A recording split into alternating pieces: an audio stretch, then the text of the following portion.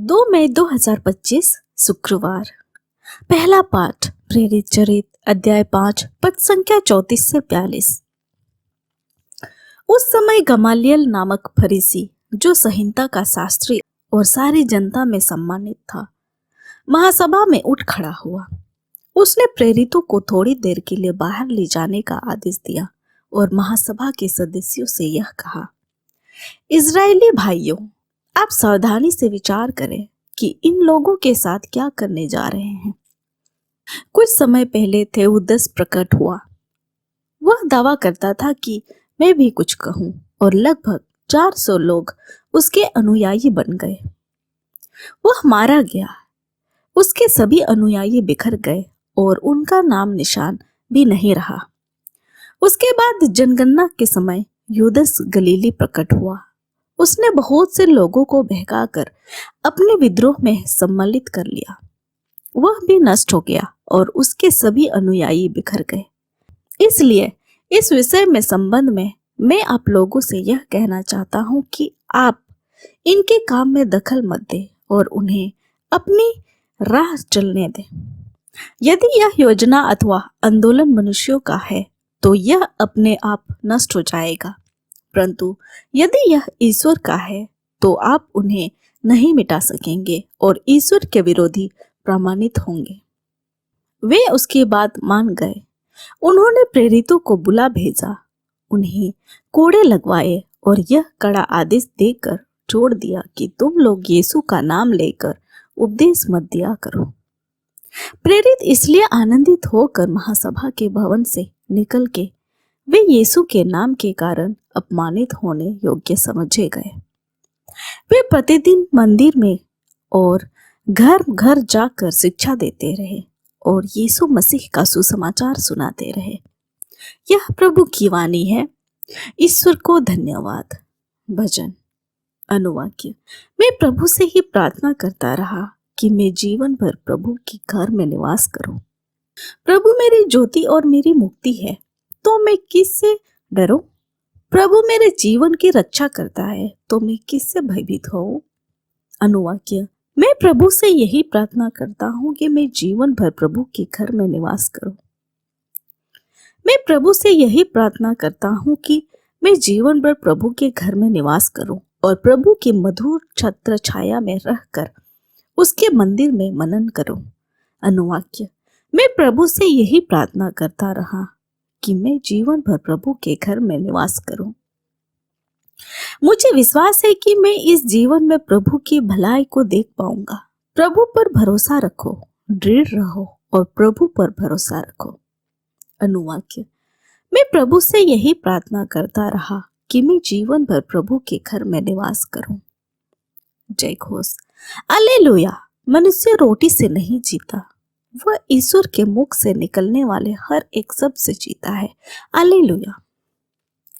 संत योहन के अनुसार आज का पवित्र सुसमाचार अध्याय 6 पद संख्या 1 से 15। यीशु गलीलिया अर्थात तिबेरियस के समुद्र के उस पार चले गए। एक विशाल जनसमूह उसके पीछे हो लिया, क्योंकि लोगों ने उन चमत्कारों को देखा था जिन्हें यीशु बीमारों के लिए करते थे। यीशु पहाड़ी पर चढ़े और वहां अपने शिष्यों के साथ बैठ गए। यहूदियों का पास्का पर्व निकट था।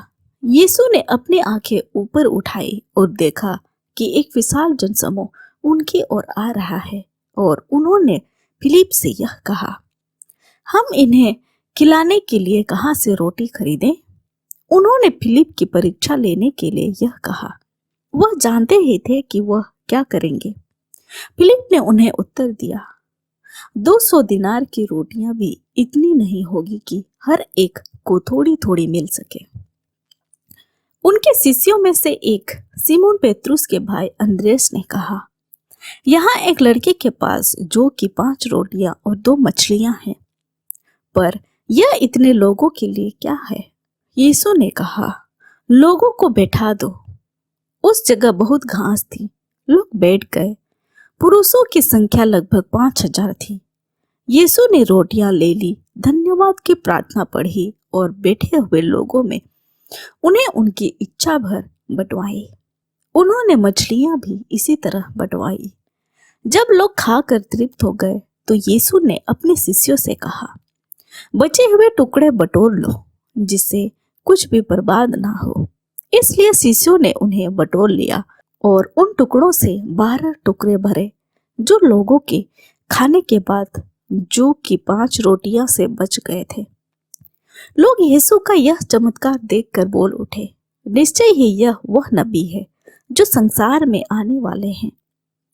यीशु समझ गए कि वे आकर मुझे राजा बनाने के लिए पकड़ ले जाएंगे, इसलिए वह फिर अकेले ही पहाड़ी पर चले गए। यह हमारे प्रभु यीशु ख्रिस्त का सुसमाचार है। ख्रिस्त की जय। तो आइए आज के पाठों पर मनन चिंतन करते हैं। आज हम रोटियां के चमत्कार के विषय में सुनते हैं।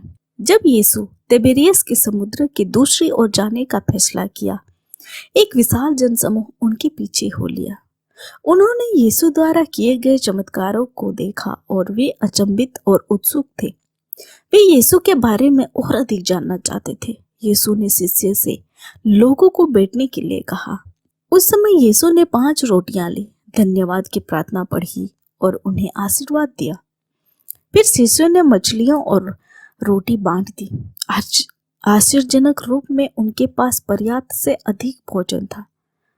तब सभी ने खा लिया तो उन्होंने बचे हुए भोजन से 12 टोकरियां भर दी। चमत्कार की बात करें, जब लोगों ने यीशु द्वारा किए गए चमत्कार को देखा तो लोगों ने विश्वास किया। उन्होंने कहा, निश्चय ही यह वे नबी है जो संसार में आने वाले हैं। आपकी क्या जरूरत है? आप किस चीज के लिए भूखे हैं? आपकी क्या कमी है? क्या आप वास्तव में विश्वास करते हैं कि यीशु आपको वह प्रदान करेगा जिसकी आपको जरूरत है? हालांकि यीशु हमें निराश नहीं करेंगे। क्या हम अपनी भूख मिटाने के लिए यीशु पर भरोसा करेंगे? आमीन। आप सभी को जय यीशु।